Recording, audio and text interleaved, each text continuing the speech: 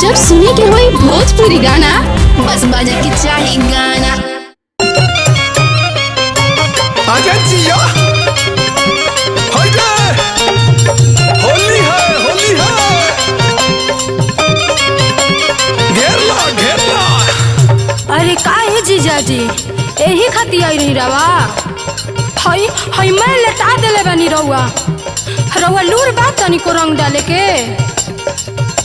अरे हई हई देखी तो दीदिया बोले लगी नु का बताई बोकरा के आ का जवाब देब। अरे जवाब देवल तो तोहरे ऊपर है, लगवावा ज्यादा बतैया कम समझाल करा यार। साल भर के परब में डिस्टर्ब करेलू, उतना दूर से डीजल जरा के आइल है, कुछो तो मिले के चाही। होली हुए रंग से डराए के ना, साली हो जीजा से लजाए के ना, लगावा लो नसी देला नशा में हमरो धरो जाए कुछ तो हम का करम। चौका लइका बच्चा हो जाई। अरे कौन भरोसा नसी देला नशा में हमरो धरो हो जाए कुछ तो हम का करम।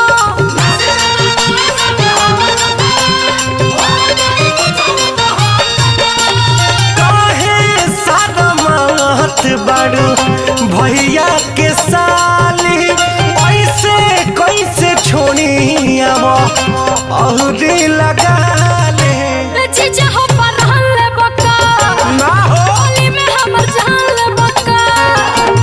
जीजा हो परहन ले बक्का होली में हमर जान ले बक्का। तू खुदे हमार जान हो।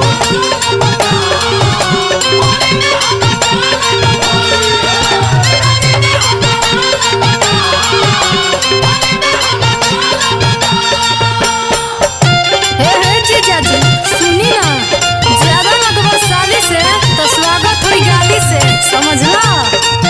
हाँ तो सब खेलेला रंग से, तू खेला उठलाली से और तई सटके सटके।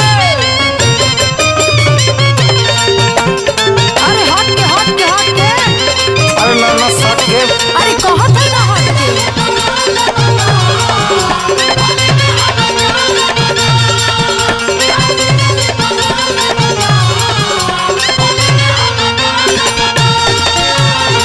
बाहर भीतर से नीचे ऊपर से साली हो रंग ठेकावे दा। लगो तो पाला बड़ा बुझाला रुको समीज सर कावे दा। अच्छा तो बढ़िया से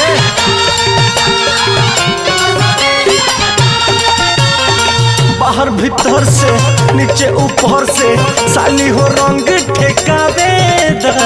लगो तो पाला बड़ा बुझाला रुको समीज सर कावे दा। हो रही से मुडिया जू बहनल हमार बा खेले खातिर रंग फिचू कहादी तैयार बा।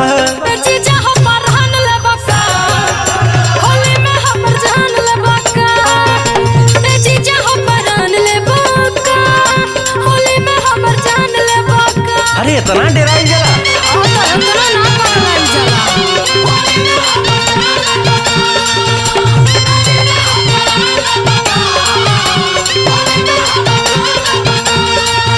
अरे छोड़बो कर बात रगड़ते रहो। अरे हटो।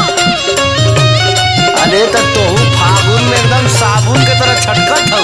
आवा अब वहीं कहाँ कुछ भयल, अभी मेन कमवा तो बकिए हो। अरे मेन कमवा और ऊपर से नीचे तक रंग दिलाओ तो हर तरह मेन कमवा। अरे हटो। अरे लपक के चपक जा हो।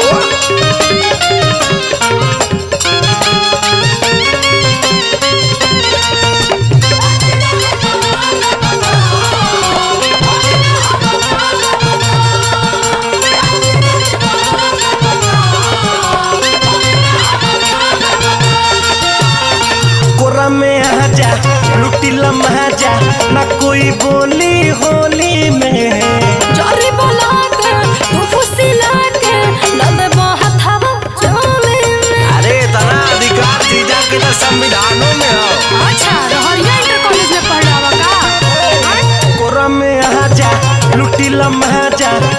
होई बोली होली में। जोरी बोला के तू खुशी लाके डाल देबो हथवा चोई में। कबहू न गरीब देखी लिह ससुरारी मुनारी तेस संगे कहलू गदारी। जीजा हो परहन लेबो का होली में हमर जान लेबो का। जीजा हो परहन लेबो का होली में हमर जान लेबो का। अब जाए हम तो से बोलबे ना कर। अरे तू तो नाराज हो गला। आओ आओ आओ डाल लो। आओ आओ बाकी आराम से डालियो। ठीक बा नु।